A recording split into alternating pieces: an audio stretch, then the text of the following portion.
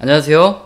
피셔인베스트의 피셔입니다. 금융업은 제가 관리해드리는 고객님들 부자로 만들어드려야 저도 부자가 될 수 있는 시스템이에요. 관리하는 고객님들이 부자가 되어서 관리자산이 수백억, 수천억으로 늘어나면 그만큼 발생되는 수수료라든가 이런 것들이 증가하겠죠. 그래서 나도 부자가 될 수 있는 게 바로 이 금융의 시스템인데요.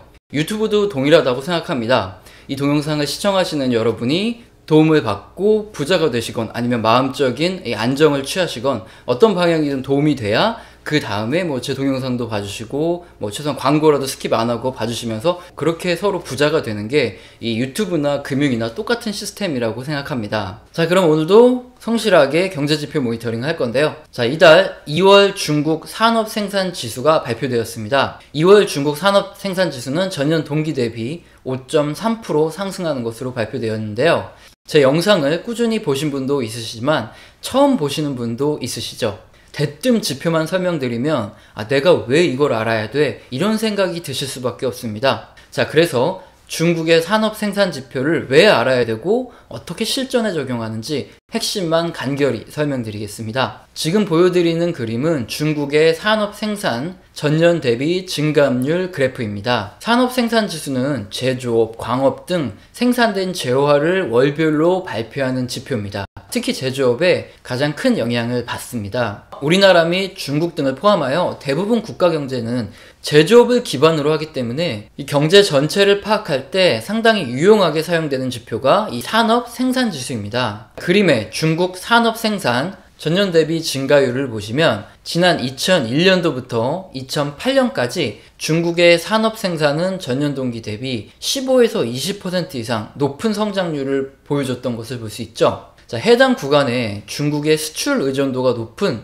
신흥국들의 경제는 어땠을까요? 당연히 엄청 크게 상승했겠죠. 특히 우리나라를 보시면 중국으로의 수출 의존도가 가장 높고 중국의 주요 부품 및 자재를 수출하기 때문에 지난 2002년도부터 2008년 중국의 산업 생산이 급속도로 증가했던 구간에서 우리나라의 주식시장 상승이 어떠했는지는 아마 여러분들 모두 기억하고 계실 겁니다. 뿐만 아니라 여타 신흥국들도 중국으로의 수출 비중이 아주 높습니다. 자, 그림 보시면 지난 2002년도부터 2008년까지 MSCI 신흥국 증시 인덱스입니다. 자, 2002년 약 250포인트에서 2008년 1250포인트까지 거의 5배가 상승을 했죠. 이렇게 엄청난 증시 상승으로 당시에 브릭스 펀드 상당히 유명했고 가입했던 사람들 수익을 엄청나게 봤었죠. 우리나라뿐만 아니라 대부분 신흥국들이 중국의 수출 의존도가 높고 산업 생산이 2002년도부터 2008년까지 매년 15% 이상 급성장하는 과정에 우리나라를 포함한 신흥국으로부터 부품 및 원자재를 블랙홀처럼 빨아들였기 때문에 당시 신흥국은 경제와 증시에서 엄청난 호황을 누렸다, 이렇게 보시면 됩니다. 그러나 2008년 금융위기 이후 중국 산업 생산율은 낮아지죠. 2009년과 2010년 전년 증가율이 이렇게 높은 이유는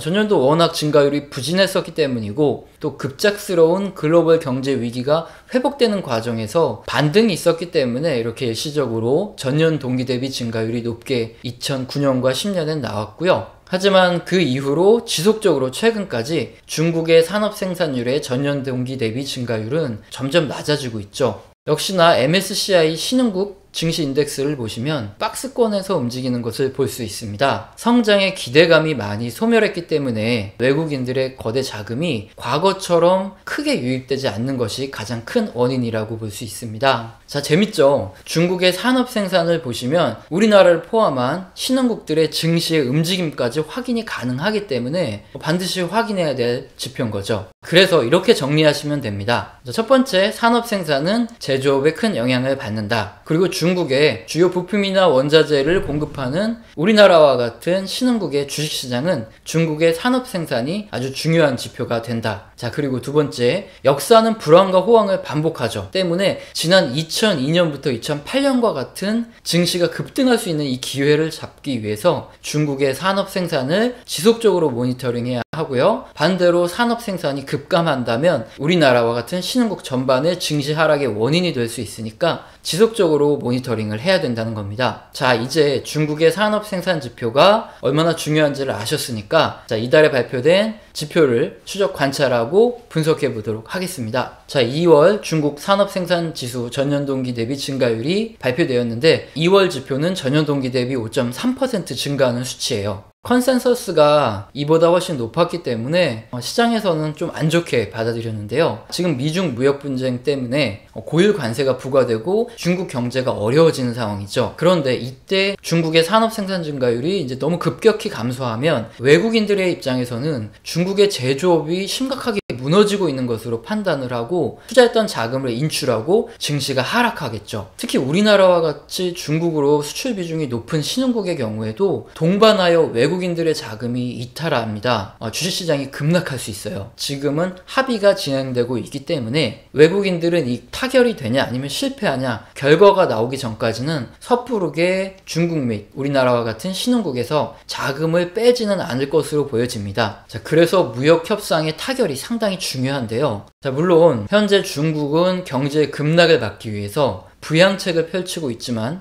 중국 경제에는 미국이 수출해주는 이 물량이 상당히 중요하고 절실합니다. 중국의 내수주도 이 경기 부양만으로 그동안 미국이 수입을 해줬던 물량이 감소한 이 수입 감소를 감당해낼 수 없기 때문입니다. 만약에 우리가 이 산업 생산 지표를 지속적으로 모니터링하는 과정에서 급격하게 감소를 한다면 주식의 매도 타이밍을 한번 고려를 해봐야 되겠죠. 그래서 제가 이 산업 생산 증가율 매달 발표되는 지표를 지속적으로 추적 관찰해 드리도록 하겠습니다. 자, 그런데 지금 우려를 해야 될 만한 상황이냐 아니냐에 대해서 한번 다른 경제 지표들과 함께 보면서 판단을 내려볼까요? 자, 지금 다수 전문가 및 기관들이 중국의 버블이 가장 많이 들어있다 하는 것 중에 하나가 바로 중국의 부동산 버블이죠. 지금 보여드리는 그림이 중국의 주택가격 증가율 이 전년 동기 대비 지표입니다. 자, 2월 지표를 보면 전년 동기 대비 10.4% 상승을 하고 있죠. 만약에 중국의 주택가격마저 하락을 한다면 버블이 붕괴될 가능성이 상당히 심각해지는 거죠. 자, 이렇게 중국의 버블이 붕괴된다면 우리나라 주식시장도 폭락을 할 가능성이 높아지죠. 따라서 지금 보여드리는 중국 주택가격 증가율이 만약에 급락하거나 떨어지는 모습이 나타난다면 이것은 정말 주식을 매도해야 될 타이밍이기 때문에 자, 이 부분도 제가 매달 지속적으로 모니터링을 하면서 짚어드리도록 하겠습니다. 자, 그런데 2월 지표는 아직까지는 괜찮다 볼 수 있고요. 자, 그리고 다음으로 보여드리는 지표가 자, 2월 중국의 고정자산 투자 증가율이에요.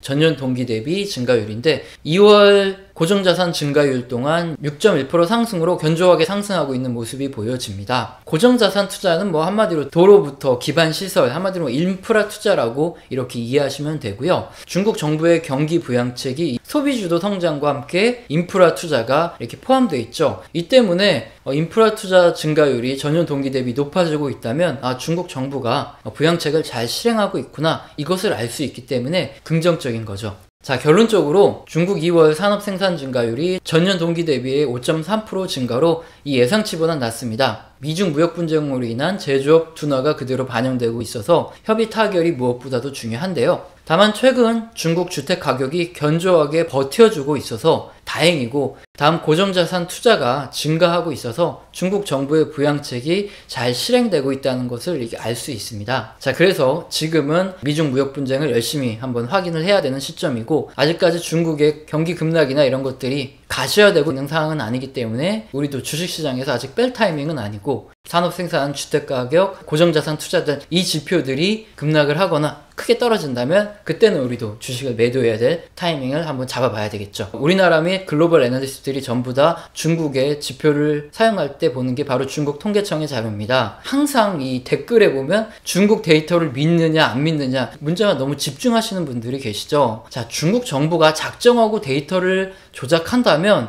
어떻게 방법이 없겠죠. 직접 제가 조사를 할 수 없으니까 방법은 없어요. 하지만 정말로 작정하고 데이터를 조정하는 거라면 지금처럼 이 산업 생산을 이런 식으로 낮게 발표할 리는 없습니다. 왜냐하면 지금 중국과 미국은 무역 분쟁을 하고 있는데 중국 경제 지표가 둔화되면 둔화될수록 불리한 위치에 놓이게 돼요. 아시지만 지금 미국의 경제 지표는 너무 잘 나오고 있고 중국의 경제 지표는 너무 안 나오고 있어요. 이 때문에 지금 협상 테이블에서 중국이 계속 미국에 끌려가고 있거든요. 자, 그러면 중국 정부가 지표를 작정하고 전부 조작하는 거라면 중국의 수출부터 해서 이런 제조업 지표가 확실히 둔화되고 있는 모습을 직접 보여줄 필요가 없겠죠. 우리 잘 되고 있다. 동등한 위치에서 협상을 하자. 이렇게 할 텐데 지금 지표들이 너무 안 좋게 나오고 있죠. 자, 그렇기 때문에 뭐 중국의 일부 데이터가 잘못될 수는 있겠지만 지금 중국 통계청의 자료가 전부 다 작정하고 잘못되어 있다. 이렇게만은 또 볼 수 없는 거죠. 자, 그리고 두 번째로 중국 통계 데이터를 믿고 안 믿고는 뭐 스스로 판단하고 자유입니다.